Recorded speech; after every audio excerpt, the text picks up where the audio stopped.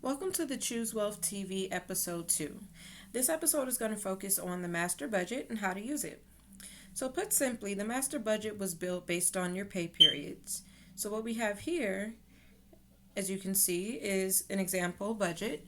Let's say you're paid every 14 days. So, what I did, I simply click enter. I entered in the date of the pay period. So let's say it's 12/6/2013. That starts the cell off. And then obviously you'd want to have the next 14-day period represented. So what I did here was click in the cell, click enter, clicks equals, scroll over to the previous cell, plus 14. So it's that cell date, which is the 6th, plus 14 days out, and it will give us the 20th. And that is how you basically construct a budget based on 14 days. Now, let's say you get paid on the 15th and the 31st of every month. So what you would do is put in 12/15/2013, and we know that the last day of December is the 31st, so that is 16 days from the 15th. So basically you would click enter M1 because that's the previous cell plus 16, and you've got the 31st. Now ideally you'd want to restart this because obviously here it says the 14th. So you would just go in and put a 5 there to change that to the 15th, and voila, that would be the next pay period.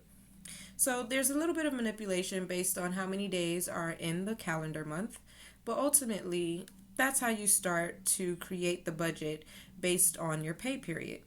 So I'm actually going to, I'll change this back because I want to be able to represent this on a monthly basis. So if someone were paid once a month, so I'm just going to do 1/1/2014, and for some reason it changed the format of the cell, but that's actually good because it'll give me a chance to show you how to change it back. So you go here to format, under format go to number, and you have all these options about how you want that number to be represented.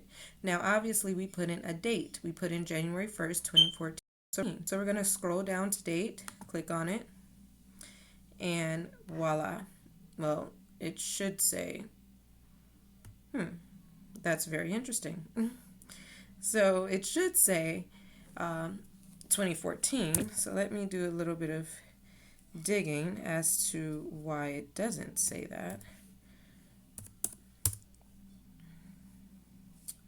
I'm not quite sure.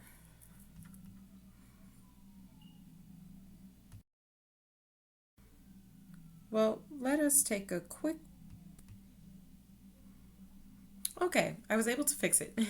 So we will continue. Here we are, and January 1st, 2014 represents a monthly pay period.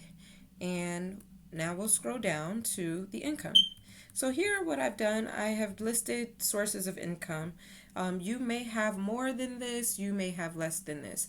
The idea is to create a budget that fits your lifestyle, your personal financial situation, and you want to customize it accordingly. So I mean, here I have full-time salary, but you can obviously just enter in the name of your job. Let's just say you work for Boeing. So that could be Boeing salary if you want. Whatever you like. I prefer to just leave it at full-time salary. You may have a second job. You can incorporate that one as, part-time or second job or the name of that particular company, whatever it works for you. Here in already in all accounts, this is a tab that, or a role rather, where you are supposed to input the amount of money in your checking and savings accounts as of the day before your pay period. So what this does is it gives you a picture of exactly how much money you have in your checking and savings accounts in total, in aggregate, before you get paid. So before every pay period, you would come here and you would enter in the amount in your accounts. So let's go with this cell in particular. So here it gives you a total because the master budget is built to calculate on the aggregate. So you've got 2784.59. Now this number represents how much money is in all of your checking and savings accounts. We do not want to include any monies in your retirement account or your investment account. And what you will see here is that when you look in the formula bar, there's 8726 plus 106701 plus 25 plus 160532. So there are 4 different accounts that we've pulled this data from. You may have more, you may have less, but the idea is to enter in every amount separately so that you have an accurate depiction of how much money you're working with in total from all of your savings and checking accounts. And always remember to put the equal sign before you start entering the numbers. That way, the budget will calculate it all on its own and you won't have to worry about it.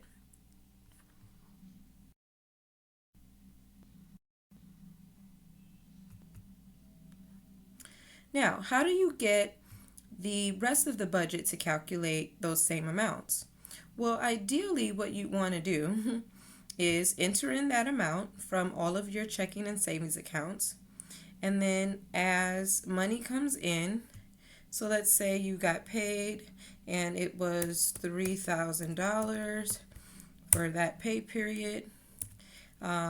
We'll delete that. Let's say you gain some interest from some of your accounts, 1 cent, 2 cent, no bonuses, but then maybe someone owed you some money, maybe you got a refund, who knows what it is. But deposits are any other monies that come into your account outside of your paycheck and what's already there. It may be, again, miscellaneous funds from something previous, but you're making a deposit into one of your checking or savings accounts. We want to document that. Again, enter in separate entries. That way you know exactly what was deposited to create that total deposit amount. So you've got 290 there plus 110 for a total of 400. So here we have 6184.62 came into the account for the month of January so far. This is as of January 1. So if we were doing this in real time, January 1, you're sitting at your computer with your budget and you're entering in these numbers.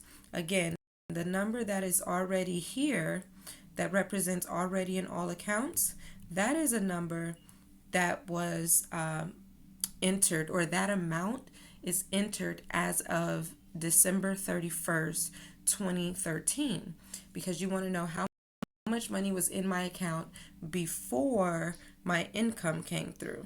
Okay, so that's the distinction. The already in all accounts really represents the amount of money before the paycheck or any other deposits were made. So that will cover the income piece. I am going to start the next episode in a separate video, and I hope that you stay tuned.